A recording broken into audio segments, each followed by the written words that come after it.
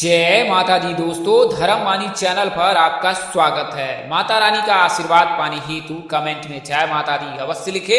दोस्तों, अगर आप धर्मवाणी चैनल पर नए हैं तो चैनल को सब्सक्राइब करें, साथ ही बेल आइकन को प्रेस करना ना भूलें। अगर आप विवाह संबंध की जानकारी प्राप्त करना चाहते हैं तो हमसे संपर्क कर सकते हैं। हमारा संपर्क नंबर 8521835670 है, जो कि डिस्क्रिप्शन बॉक्स में दिए गए हैं। आप वहां से भी नंबर नोट कर सकते हैं। दोस्तों, आज के वीडियो में आपको सूर्य के राशि परिवर्तन से जिन राशि के जातकों के लिए जून का महीना बेहद शुभ रहने वाला है और उन राशि के जातकों के लिए रिश्ते आ सकते हैं, उनके सगाई तय हो सकते हैं, उनकी शादी फिक्स हो सकती है 15 दिनों में, उसकी जानकारी दूंगा। और ये जो भाग्यशाली दो राशियां हैं उसके बारे में विस्तार से बताऊंगा। उससे पहले आपको बता दें, अगर आप धर्मवाणी से शादी से संबंधित जीवन की सभी प्रकार की जानकारी प्राप्त करना चाहते हैं तो अपनी कुंडली बनवा सकते हैं। हम लोग मामूली शुल्क यानी केवल 299 पर आपको जो है कुंडली की पूरी जानकारी देते हैं कि कब आपकी शादी होगी, कहाँ होगी, कैसे होगी, किससे होगी, किस दशा में होगी, कितनी दूरी पर होगी, किस नाम से होगी, किस राशि से करनी चाहिए, जीवन साथी कैसा होगा, उसका रंग रूप कैसा होगा, क्या वह आपकी मनपसंद का होगा या फिर आपकी अपेक्षाओं के परे वो नहीं उतर पाएगा, आपके सास ससुर का स्वभाव कैसा होगा, ससुराल के लोग कैसे होंगे, ससुराल का घर द्वार कैसा होगा। ये तमाम तरह की जानकारी आप धर्मवाणी से प्राप्त कर सकते हैं। किसी कारणवश जो है सेवा में समस्याएं आ रही है तो उसको यथाशीघ्र ही सही करने की कोशिश की जा रही है। धर्मवाणी के चैनल के साथ आप बने रहें। तो आज के वीडियो में मैंने आपको सूर्य की राशि परिवर्तन से जिन राशि के जातकों के लिए विवाह के योग बन रहे हैं उसकी जानकारी दूंगा। उससे पहले मैं आपको कुछ उपाय बता देता हूं, साथ ही आपको हस्तरेखा से जानकारी देता हूं कि कैसे आपने हस्तरेखा देखकर पूरी जानकारी प्राप्त कर सकते हैं। हम में से कई ऐसे जातक हैं जिन्हें जन्म वर्ष ज्ञात नहीं होता है, महज नाम के आधार पर वह अपनी राशि निर्धारित कर लेते हैं। जैसे अगर आपका नाम प्रकाश है तो आप यह निर्धारित कर लेते हैं कि आपकी राशि कन्या होगी। हालांकि चंद्र राशि भिन्न होती है। जातक का जब जन्म होता है उस समय चंद्रमा जिस राशि में उपस्थित रहते हैं जातक की वही चंद्र राशि होती है और चंद्र राशि के आधार पर ही नामकरण किया जाता है जातक का। तो चंद्र राशि का ज्ञात होना अनिवार्य है। वैसे वर्तमान समय में चलित कुंडली के आधार पर भी जो है जातक जो है कि कुंडली बनाई जाती है और ज्योतिष भविष्य की जानकारी देते हैं। हालांकि इसमें सटीकता और सत्यता की कमी होती है, अभाव रहता है। तो अगर आपकी कुंडली नहीं बनी हुई है, आपको जन्म वर्ष ज्ञात नहीं है, माता पिता ने नोट कर नहीं रखा होगा, क्योंकि वर्तमान समय में क्या है, इंटरनेट का समय है तो व्यक्ति हर कोई जन्मदिन याद रखता है, लेकिन पूर्व के समय में यह कठिन होता था। तो कई ऐसे जातक है जिनको जन्मदिन ज्ञात नहीं है, तो आप जो है हस्तरेखा से यह जानकारी ज्ञात कर सकते हैं कि आपके विवाह में क्यों बाधा आ रही है और ऐसा क्यों हो रहा है। तो आपको बता दें कि हथेली में 3 रेखाएं मुख्यतः होती है।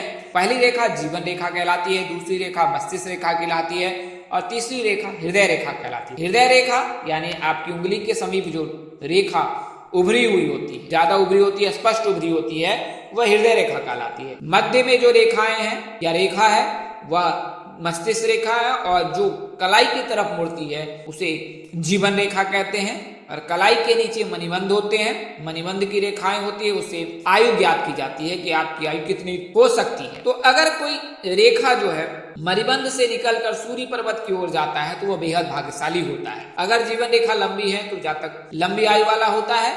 अगर हृदय रेखा चांद के आकार का हो तो उसको जीवन साथी बेहद खूबसूरत मिलता है। वहीं अगर मस्तिष्क रेखा लंबी हो और नीचे हथेली तक जाए तो फिर वह ज्यादा ही ज्ञानी होता है, मन मस्तिष्क वाला होता है, यानी कि वह बहुत सोचने वाला होता है। वहीं अगर विवाह रेखा 1 से अधिक हो तो जातक के जो है जीवन में कई प्रेम संबंध को दर्शाता है। हालांकि अगर बाईं हाथ में 2 विवाह रेखा और दाएं हाथ में केवल 1 विवाह रेखा हो तो विवाह के उपरांत रिश्ता मधुर नहीं रहता है। अगर दाएं हाथ में 1 रेखा और बाएं हाथ में 2 रेखा है तो उनका वैवाहिक जीवन बेहद सुखमय रहता है। तो आपको विवाह रेखा कैसे ज्ञात करना है आपको बता दें। हृदय रेखा के समीप और छोटी उंगली के मध्य यानी बुध पर्वत के समीप उंगली के मध्य में जो है रेखा होती है उसे विवाह रेखा कहते हैं। विवाह रेखा ज्यादा उभरी होती है। अगर विवाह रेखा ज्यादा उभरी है तो फिर आपके विवाह होने की प्रबल संभावना। अगर अस्पष्ट है, टूटी फूटी है तो फिर विवाह में बाधा आती है। कई बार रिश्ते तय होने के बाद टूट जाते हैं। अगर वहां पर कोई द्वीप का निशान बन गया है, क्रॉस का निशान बना हुआ है तो फिर विवाह में बाधा अवश्य ही आएगी। हृदय रेखा से विवाह रेखा जितनी समीप होती है उतनी ही जल्द शादी होती है, और जितनी ही दूर होती है शादी उतनी ही देर से हो। तो अगर हृदय रेखा के समीप है रेखा विवाह रेखा तो शीघ्र शादी हो जाएगी, अगर दूर है तो शादी में देर हो। तो आपको गुरुवार का व्रत करना है। अगर आप लड़की हैं और लड़के हैं तो भगवान शिव जी के शरण चरण में रहिए, उनकी पूजा उपासना करिए, आपका विवाह के योग अवश्य बनेगा। तो आप विवाह रेखा इस प्रकार से ज्ञात कर लेते हैं कि हृदय रेखा के समीप है तो 20 से 25 वर्ष, और अगर हृदय रेखा से दूर है तो 25 वर्ष के पश्चात ही विवाह के योग। तो कुल मिलाकर कहें कि आप अपने विवाह रेखा की देखकर यह जानकारी ज्ञात कर सकते हैं कि आपकी शादी कब तक हो सकती है। आइए अब मैं आपको सूर्य के राशि परिवर्तन के बारे में बताता हूँ। तो सूर्य वर्तमान समय में वृषभ राशि में विराजमान है और 15 जून को जो है संध्या काल 6:16 पर जो है ये मिथुन राशि में प्रवेश कर जाएंगे और 17 जुलाई तक ये मिथुन राशि में ही रहेंगे। तो इस दौरान मिथुन राशि के जीवन में सूर्योदय होने वाला है। अगर मिथुन राशि के जातक के जीवन में किसी प्रकार की परेशानी है तो वह समाप्त हो जाएगी। हालांकि वर्तमान समय में इस प्रकार के कोई योग नहीं है कि उनकी परिस्थिति खराब हो, क्योंकि शुक्र का गोचर हो रखा है, और जब शुक्र गोचर करता है तो उस राशि के जातक के लिए शुभ योग बनाता है। धन, सुख, ऐश्वर्य, प्यार, रोमांस सभी कुछ उसे प्राप्त होता है। अगर आप प्रेम प्रसंग में है तो शुक्र के चलते जो है आपके प्रेम प्रसंग में मधुरता आई होगी। वहीं 30 मई के पश्चात फिर जो शुक्र का गोचर समाप्त हो जाएगा, यानी शुक्र जो है आपकी राशि से निकलकर कर्क राशि में प्रवेश कर जाएंगे। तत्पश्चात जो आपके जीवन में फिर सामान्य हो जाओगे आप। उसके बाद जो है किसी प्रकार की कोई शुभ योग नहीं बनेगा। लेकिन 15 जून को जब मिथुन राशि में पुनः सूर्य गोचर करेंगे तो सूर्य जो है आत्मा के कारक होते हैं, पिता के कारक होते हैं, जॉब के कारक होते हैं। अगर कुंडली में सूर्य मजबूत है तो आपको कैरियर कारोबार में किसी प्रकार की परेशानी नहीं आएगी। आप सूर्य को मजबूत करने के लिए पिताजी की सेवा कर सकते हैं, पिताजी का मान सम्मान करें, उनकी सेवा करें तो सूर्य मजबूत हो जाएगा। सूर्य अगर कमजोर है तो फिर आपको आपकी आर्थिक स्थिति कमजोर कर देंगे सूर्य। तो सूर्य को मजबूत करना बहुत अनिवार्य है। सूर्य को मजबूत करने के लिए मैंने कुछ उपाय बताए थे।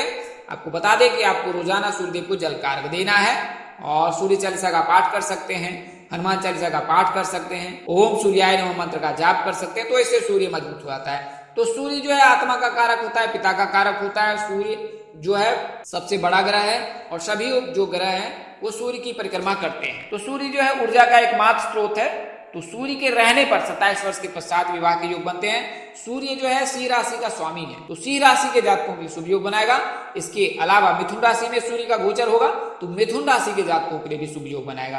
तो कुल मिलाकर कहें कि अगर बात केवल सूर्य की करें तो सूर्य के जो है मिथुन राशि में गोचर करने से 2 राशि के जातकों के 15 दिनों में रिश्ते तय होने के, रिश्ते आने के, रिश्ते की बातचीत चलने की संभावना है। इसकी संभावना अधिक है 15 दिनों में आपके रिश्ते तय हो जाए। अगर किसी कारणवश नहीं होता है तो सूर्य आने वाले 15 यानी कि 15 जुलाई तक उस दौरान निश्चित ही आपके रिश्ते तय करा देगा। तो सूर्य के गोचर से मिथुन राशि में 2 राशि के जातकों को बहुत फायदा होने वाला है। प्रथम राशि है सिंह राशि और द्वितीय राशि है मिथुन राशि। मिथुन में चूंकि गोचर ही हो रखा है और सिंह राशि के जो है स्वामी वो सूर्य स्वयं। तो सूर्य जो है ये रहने पर 2 राशि के जातकों के विवाह के योग 15 दिनों में बनेंगे, रिश्ते आ सकते हैं, 15 दिनों में उनकी शादी फिक्स हो जाएगी। इसके अलावा अन्य ग्रहों का राशि परिवर्तन कुछ इस प्रकार है।